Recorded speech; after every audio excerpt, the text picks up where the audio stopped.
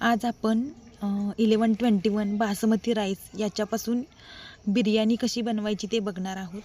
तर सर्वप्रथम ही बिर्याणी आज आम्ही पहिल्यांदाच घरी ट्राय केलेली आहे आणि ही बिर्याणी बनवण्यासाठी 1121 बासमती तांदूळ आम्ही इथे वापरला आहे।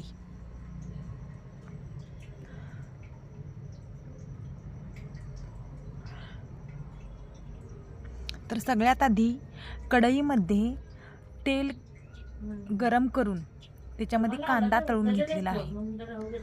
हा कांदा जास्त खरपूस भाजायचा नाही, नाहीतर तो कडवट लागतो। त्यामुळे बिर्याणीसाठी आधी आम्ही कांदा कुरकुरीत भाजून घेतलेला आहे। त्याच तेलामध्ये टोमॅटो व कांद्याची पेस्ट करण्यासाठी कांदा व टोमॅटो, आलं लसूण भाजून घेतलेला आहे।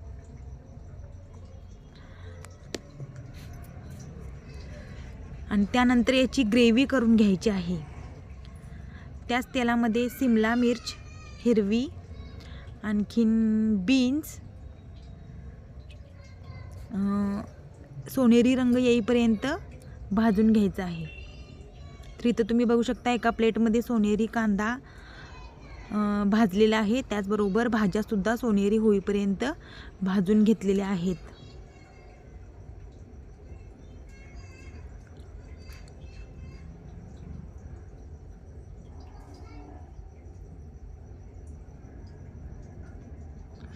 याच तेलामध्ये फ्लॉवरचे कापसुद्धा आपण मंद आचेवरती फ्लॉवरला सोनेरी किंवा गोल्डन कलर येईपर्यंत भाजून घ्यायचा आहे। आणि मंद आचेवरती भाज्या भाजल्यामुळे पूर्णपणे भाज्या या शिजल्या जातात, त्याशिवाय त्याचा फ्लेवरसुद्धा खूप छान येतो।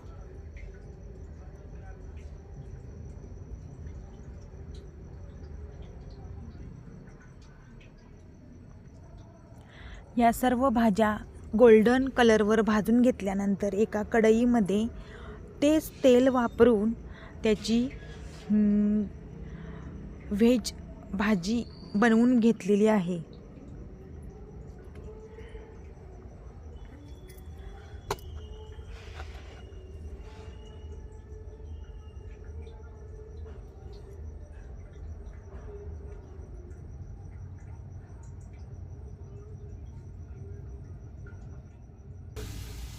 बघा,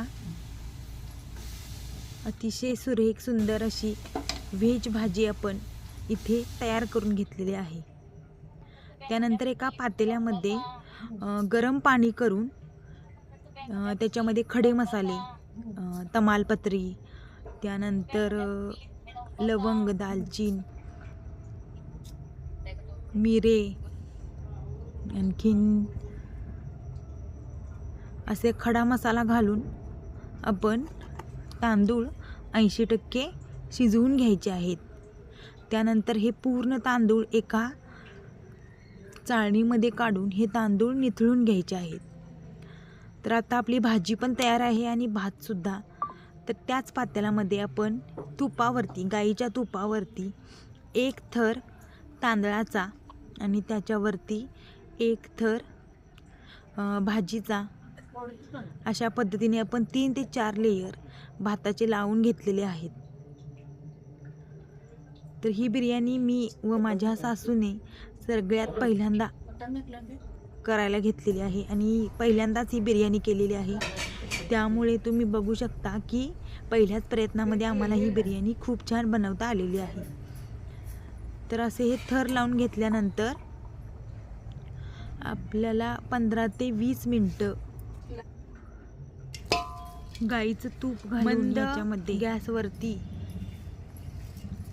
ही बिर्याणी आपण बनवलेली आहे।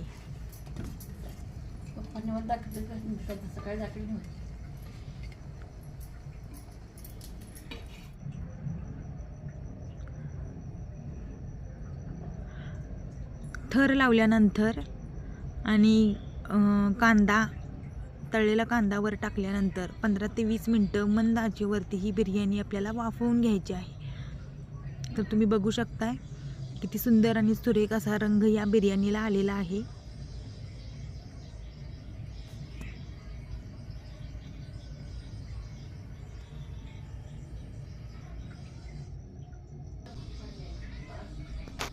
त्यानंतर गरम गरम असतानाच ही बिर्याणी आपण सर्व करायची आहे. तर कलर आणि सुगंधसुद्धा अतिशय चांगल्या पद्धतीचा या बिर्याणीला आलेला आहे. तर आम्हाला वाटतं की पहिल्याच प्रयत्नामध्ये आम्हाला ही बिर्याणी अतिशय चांगल्या पद्धतीने जमलेली आहे.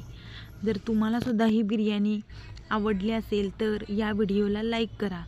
आणि मुख्य म्हणजे आपण घरच्या साहित्यापासून, घरगुती साहित्यांपासून ही बिर्याणी घरामध्ये करू शकतो. त्याच्यासाठी जास्त खर्चसुद्धा येत नाही. धन्यवाद.